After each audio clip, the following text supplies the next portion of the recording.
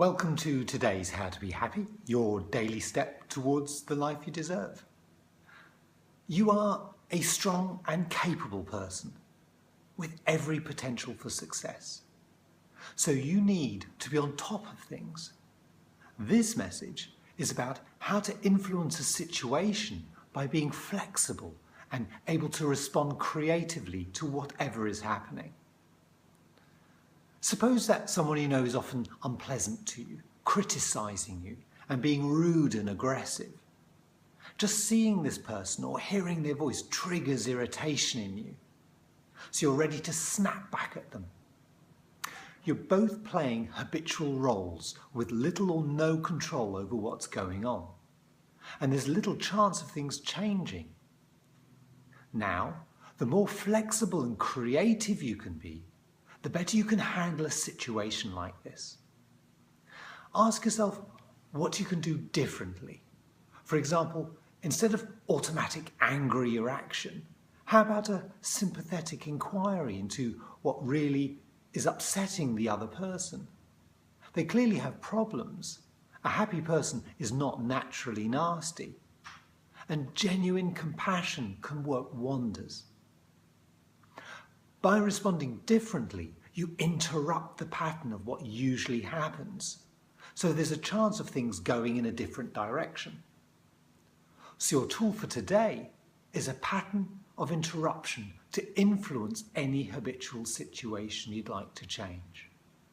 For example, if you frequently have an exchange with another person in which the two of you act predictably, think about how you can behave differently. Just bending down to adjust your shoe when they're talking or start talking could be enough to interrupt the pattern. How spontaneous do you dare to be?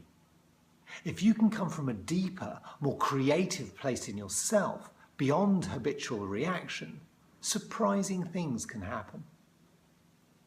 Developing flexibility in how you behave and finding creative ways to communicate and connect with other people can improve your relationships and bring you greater success in all your endeavours.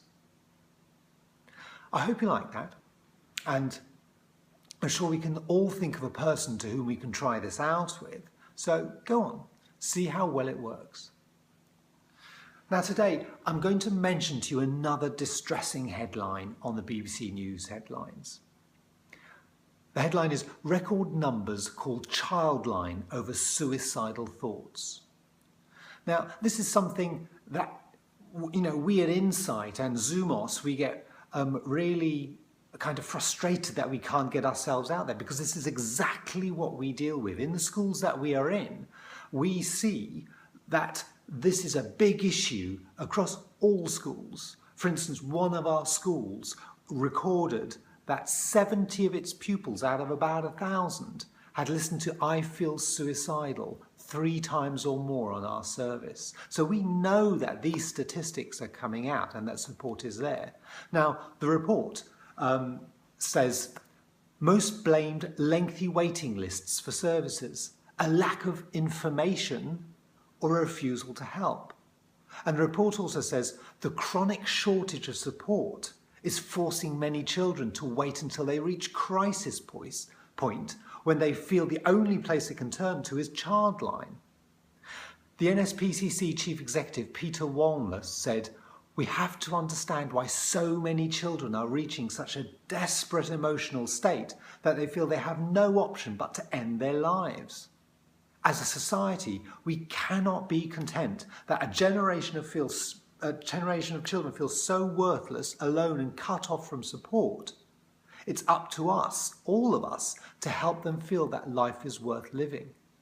And this is our motivation in Zoomos, to get that out there. It's to get them that information and that first step, anonymous support. So, as I say, when we come talking about the motivations of the company, it's these kind of headlines and this kind of these issues for self-harm, for bullying, for general lack of self-esteem that motivates us to make sure that we get Zoomos out there. So we need all the help we can to get Zoomos into the schools, because we are a unique system and we're trying to find our ways to get ourselves known, to be that information that is lacking. Anyway, it was my little thought for the day on the headlines and our motivation. So I hope you like the how to be happy for the day, and hopefully speak to you tomorrow. Thank you.